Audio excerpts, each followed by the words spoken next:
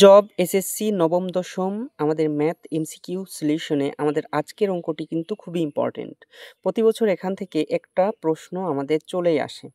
তো আমাদের প্রশ্নটা কি বলছে যে 0.0000625 এর বৈজ্ঞানিক রূপ নিচের কোনটি?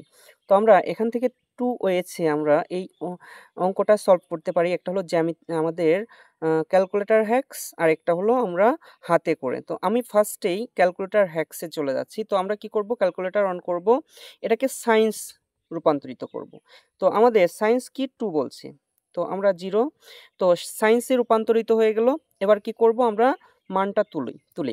পয়েন্ট 1, 2, 3, 4, 6, 2, 5, ঠিক আছে?